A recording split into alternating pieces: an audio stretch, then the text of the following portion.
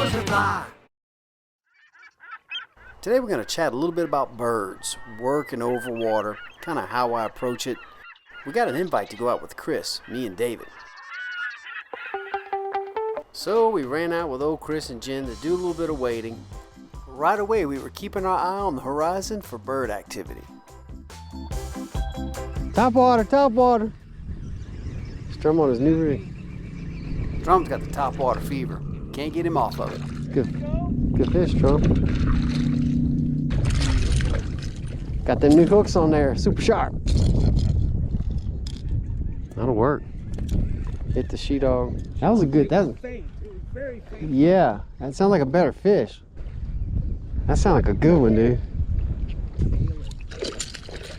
That's a good one. Well, somebody's catching fish today. That's a nice one. Get a good one? So we've been noticing birds kind of scattered, but now they're starting to get organized. Now they've got my attention once they cluster up. All right, Daryl, let me borrow his 20-foot aluminum. This is wicked, man. I'm gonna see if one of them wants to go. Chris's buddy Daryl was nice enough to say, jump on in my boat, but it's a jet drive. It's a little different. Ready?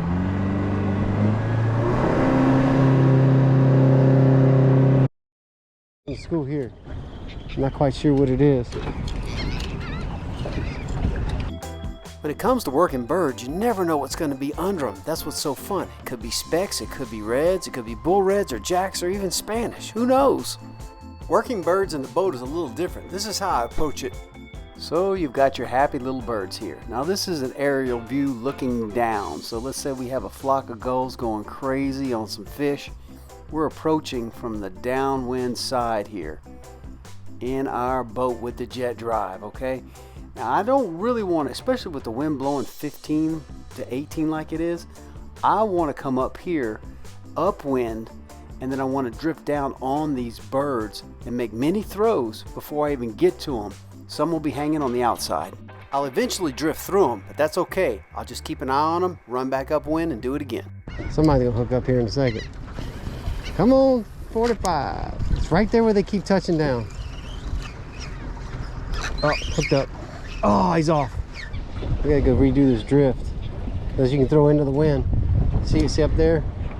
Where they're concentrating? That's where they are.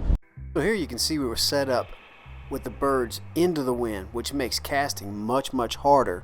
And it means generally that we're drifting away from them. We want to approach from upwind and come to them. Fast. Moving quick.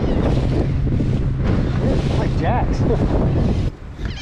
Look right there where they're really going crazy right there, Dave, the birds. Old school, just chasing bait, right? Pushing the bait up. But they're moving. Yeah, the bait's moving, the fish are moving, so the birds are like a mirror reflection of what's going on underneath the water. Wherever the birds are concentrated is where the bait and the game fish are concentrated. You can dive bomb that. They'll be on the outside too, David. Working the birds, working the birds. I love the birds. I mean, I threw in the eye of the storm.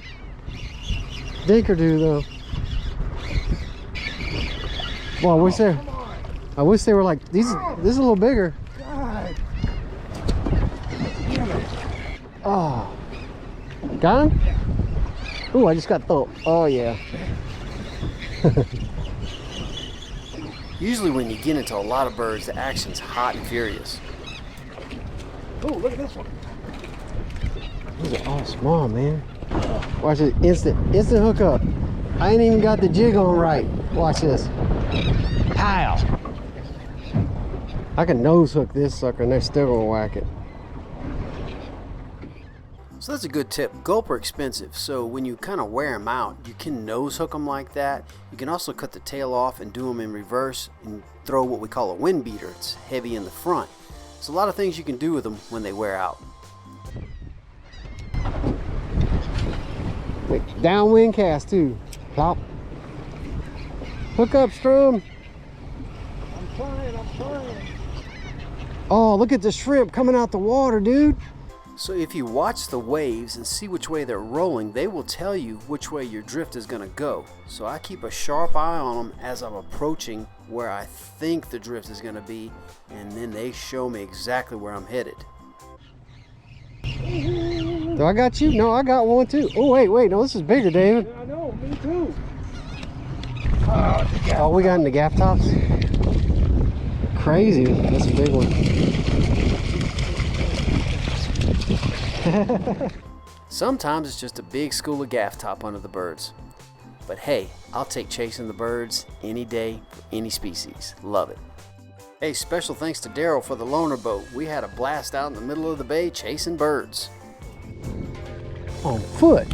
Well, as soon as we jumped out, Dave saw a fish acting up in the corner, threw at it, and he took it. Well, there you go. If you see a couple birds kind of working, keep an eye on them. If the flock gets thick and concentrated, take off after them. Try to figure out which way's upwind, drift down on them, and throw your heart out. We'll see you next time. What?